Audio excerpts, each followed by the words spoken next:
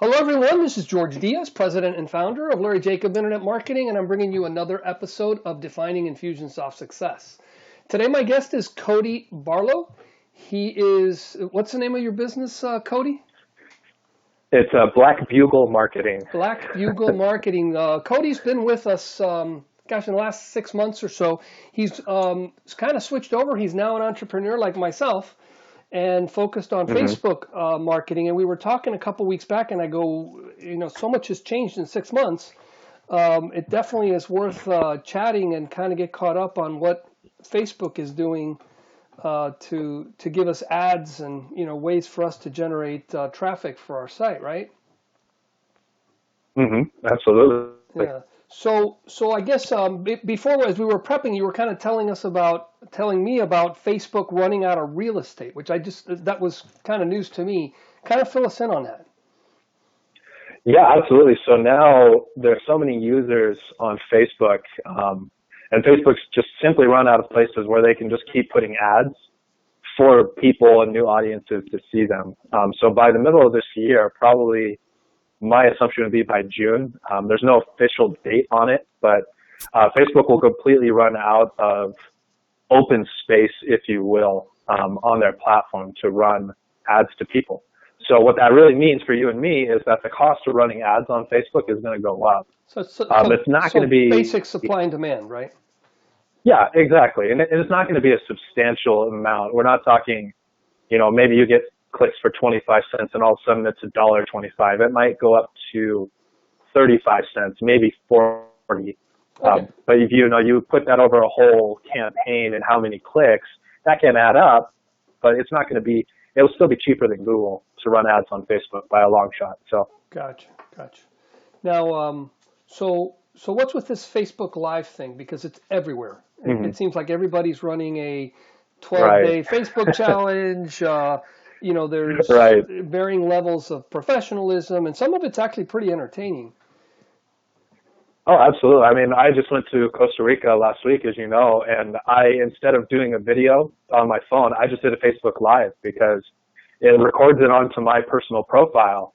And now I can show everybody what I experienced in Costa Rica in person, and I don't have to share a video with a bunch of people, and that's why I did it. Well, and it's definitely easier. You don't have to sit there, record, and then upload, and did it work? Exactly. And how much bandwidth do I have, and all that? Yeah, absolutely. Well, and to go back to the point we just made too about Facebook running out of real estate, the next thing for them to be able to run ads will be through video. Just like you see on YouTube, Facebook will ultimately hit that point where you'll see ads run across people's Facebook Live feeds, and they'll be able to make money from it too, just like you do on YouTube. And it's going to be really cool once it happens. There's not a whole lot on it right now. It's kind of a theory, but the writing's on the wall. People know that's what's ultimately going to happen. And Facebook, that's their biggest push. Mark Zuckerberg came out recently and said, video is the future of our platform or what we're trying to promote. And I'm paraphrasing. That's not the exact words, but he did say video is the future of the platform. Right. So because of that, you do a Facebook Live, and it's just the organic reach will be higher. More people in your audience will see it because that's what Facebook wants.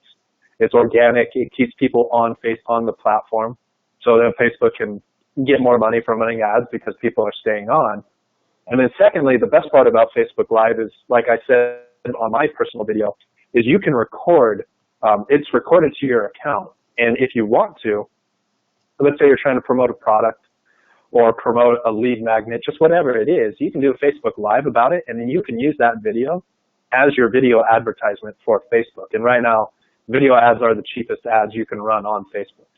Really? Okay, so I can't pull it out, which is one of the things that I just dislike about Facebook Live. Right. So I've recorded it, I'm locked inside of there, but it's cheap for me to use whatever that video was as an ad in Facebook. Yeah, absolutely. Absolutely. It's one of the best ways to go, because even if you do a non-Facebook Live video, that will still be cheaper than a regular text ad. But if you do a Facebook Live video as your ad, it's going to be even cheaper than that. I mean, I've been boosting posts on Facebook of videos, and we've been getting video views for less than a penny on a lot of these views. It's insane the type of numbers that you see from boosting video, and those aren't even Facebook Live videos. I'm really trying to get my clients so just regular start videos. doing live videos. Yeah, exactly. These are videos they recorded. And we were getting video views for less than a cent. And I keep telling them, like, guys, if we boost this with a live video, something that you did live and then you post on your wall or on your Facebook feed, I mean, that's going to be you're going to get a much bigger reach, and you're also going to get it's going to cost even less, which is just insanity. Wow. Okay. And now I'm thinking about stuff I need to do. I'm in the process of running like a big retargeting campaign that goes along with some lead magnets that I'm releasing. But using this in parallel with that seems right on. Okay, so let's say I'm not really knowledgeable about Facebook and how you work ads. What do I do first? I could start recording these Facebook Live videos, but what does that mean now for me to get an ad up, right? Right. So are you talking specifically to turn your Facebook Live into an ad, or are you talking about first step? Well, I'm thinking first step, because I might consider now, since I'm doing Facebook Lives occasionally, I might as well try something. But that's probably not your first step in the space, right?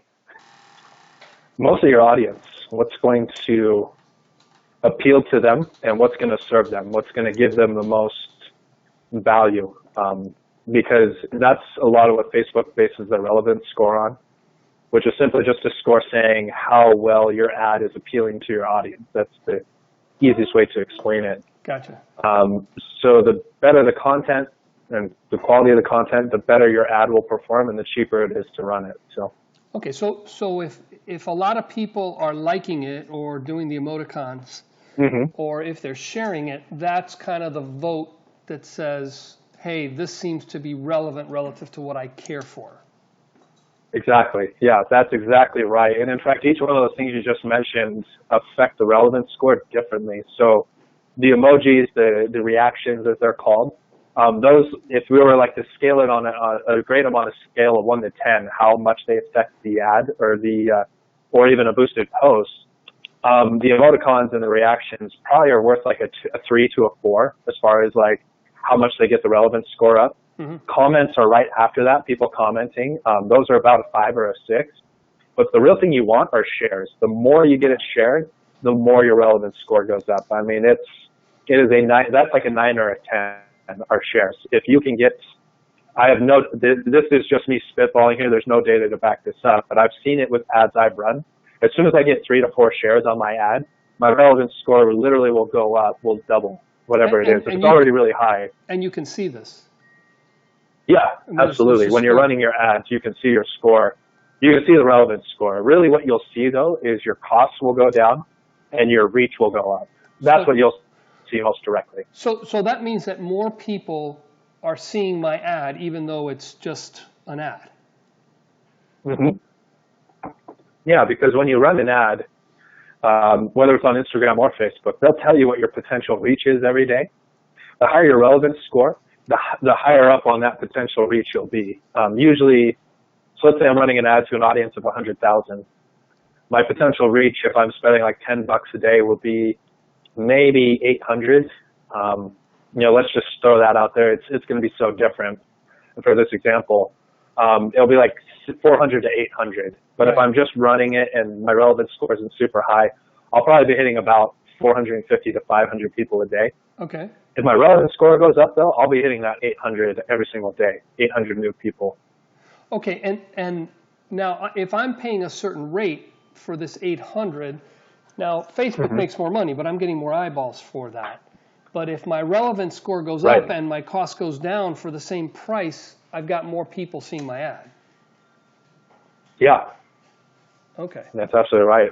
And it's because more people are going to see it, and Facebook still makes just as much money too. That's the whole key, is they will end up making more money from better ads, even if they cost less per click, because they know your ad appeals to that audience. That's why your relevance score goes up. And I'm being charged by how many people click or how many people eyeball it? Depends on how you set up your ad. You can have it either of those ways. My personal favorite is by conversion. So if you run an ad to get people registered for a webinar, setting it up that way, So you only pay per registration, and you'll sometimes pay per impression, which is just people looking at it. But it just depends on how good your ad is running. Right. Okay. So what kind of call to actions are you seeing work best? Direct ones that are where you're telling them what they're going to get and saying, click here to receive this offer. The more direct you can be without calling out a characteristic trait. So good example being, you don't want to call out weight loss because it's almost impossible to get weight loss ads approved. Of course, I imagine somebody listening might be able to, but yeah. it's more the exception than what happens consistently. Right, there's some areas that are tough, but I'm saying, like I'm putting up First Timer's Guide to Building Membership Sites. I'm sure that's not going to fire off any flags, right?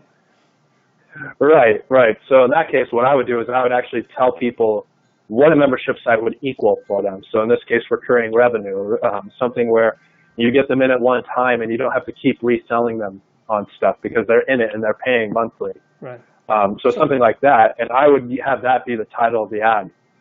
Be like your guide to easy monthly recurring revenue. And you might not be able to say easy, but you can say simple monthly recurring revenue, or just something where you show the benefit of it and you tell them exactly what they're going to get. Okay, so that's in my headline. I have space for some comments and an image or a video, right? Which are complementary to, I guess the headlines. Right. I'm a big fan of what's called long form copy ads, which is just a fancy way of saying you have your image, and then up above the image you have a lot of copy. Like we're talking, I sometimes write 5 paragraphs worth of copy in it. And believe it or not, it does. It helps the relevance score go up. People will read it, and they're spending time on it. So they'll actually hit the see more button, right? If it's too long. Mm-hmm. Yeah, absolutely. Got it. And then so now the call to action is, let me just sign up for this thing, or let me get it for free. Now when I hit the call, I'm in, you can set it up so that it basically uses the email you use for Facebook, and that's what gets registered, right? Yeah. So if I understand correctly, that sounds like what you're talking about is what's called a lead ad.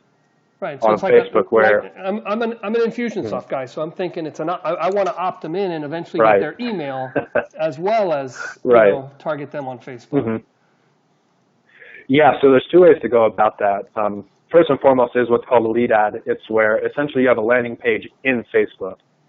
So you send people to a specific form inside of Facebook, and then Facebook will automatically fill in all the information you're asking them for, like their email, their phone number.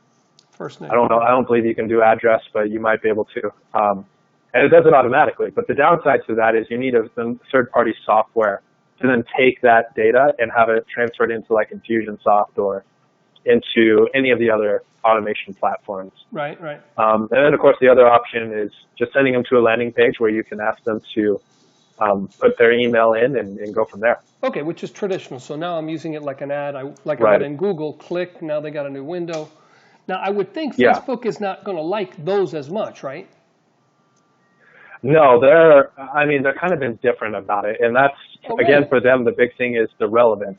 If you're sending them to a page that gives them value, that's very relevant to what you're talking about in your ad, then it's going to be okay. But yeah, your cost per click will still be higher than it would be if you were just sending them through a lead ad or keeping them on Facebook. Because it works to their advantage.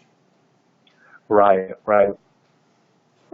And then because I have, I'm kind of an ad roles person, and I'm seeing that they're promoting Facebook retargeting, which I thought was interesting. So now I can retarget. Who am I retargeting? It's someone that has a pixel on their browser? Yeah, that, or you can even retarget people who watched a certain amount of your video. You can do retargeted audience on video views now, which is really, really powerful. Okay, so someone's visited my site, I can now chase them down on Facebook. Mm-hmm. That's correct. Very nice. Yeah. So this is all you have to do is get them pixeled. Yeah, so this is the kind of stuff that you do now, right? Yeah, absolutely. To me, retargeting, because I know you mentioned at the beginning, Facebook is my the main thing I do, which is true of Facebook and Instagram, but I also do a lot of Google and even some Twitter and stuff too. And to me, the retargeting potential between Google and Facebook is the biggest game changer for online marketing, because the ability to be able to draw people in through a platform like Facebook and then to retarget them through Facebook, but then also retarget them through Google and even on Instagram as well, it changes everything, because it allows you to be back in front of these people again. But right, and they arrive, depending on how you got them pixeled, you're up in front of people who showed some sort of interest at some point. Yeah, absolutely. Very cool. Very cool. Yeah, so yeah, if you're not doing retargeting, you're missing out on sales. I mean, I have a client where I've been boosting posts for them, and the only real ad I've created was a retargeting ad, and I've helped them make, I think it's like $2,800 or $3,000 just this last month, and we've only spent like $160 to do it from retargeting. You know, and I want to increase the budget, so we're steadily building towards that to get the relevance score of those ads up, the retargeting ads. But I mean, it's crazy how well it works. And which retargeting platforms do you recommend, or do you use most? Facebook mostly. Now I honestly recommend a lot of retargeting through Instagram. Wow. Okay. Because Instagram is, I mean, it's just such a visual platform that I think if you're putting that stuff in front of them on there, people spend more time on Instagram now. It has a 52% higher engagement rate than any of the other platforms. The next closest is Snapchat, I believe, at like 23%. So Instagram is blowing it out of the water. So when you retarget, you know, through Instagram, you know they're going to be spending more time on that platform. So chances are they're going to click better. Now, what's interesting about that is when I run retargeting ads, I separate it, meaning I'll have one specifically for Instagram only, one campaign for that, and I'll have one for Facebook only, and that's it. I always keep them separate. And what's interesting is the Instagram one, I've had less people click on the retargeting ad, but more of those people have actually bought the product of those who clicked, as opposed to Facebook, where I had a lot more people click. I think 39 who actually clicked through and did what I set the ad to do, but only 24 of them bought. Whereas the other ads on Instagram, 6 people clicked, but all 6 of them purchased. Really? So it seems or like 5, actually 5 of them purchased, yeah. So it seems like they're more qualified because of something you're doing? I think just Instagram is a much more visual platform. And like I said, people are spending so much more time on it. And truth be told, there's not as much political or negativity stuff on Instagram, at least in my opinion, from what I see. Oh, go figure, because there's nothing but negativity, right. It seems, on Facebook with all the people writing. I know. It's so funny. So it's one of those things where with Instagram, it just has a much higher engagement rate is what it is right now. And, you know, I just think Facebook is still developing that platform too, with how to run ads on there. It's still kind of in its infancy, truth be told. So I think it's only been about a year or a year and a half that you can run ads on there. So it's a really, really good platform, especially for retargeting. That's where I use Instagram the most, is retargeting. Very good. Well, hey, Cody, thank you so much for joining me. I'll definitely have to pick your brain for a few more things about us, because this seems there's just new stuff. I mean, and when we spoke even 2 weeks ago, we hadn't even gotten into this stuff. So thank you very much for sharing all this knowledge. My pleasure. Yeah, thanks for having me. Great. So if people want to reach you, we will add this when I post this, but how can they reach you? So the best way to do it is actually through, you know, social media, Facebook. Add me on there. Just Cody Barlow. It's a picture of me and my son in the picture. And then also my email is just my first and last name at gmail.com. So Cody Barlow at gmail.com, CODY.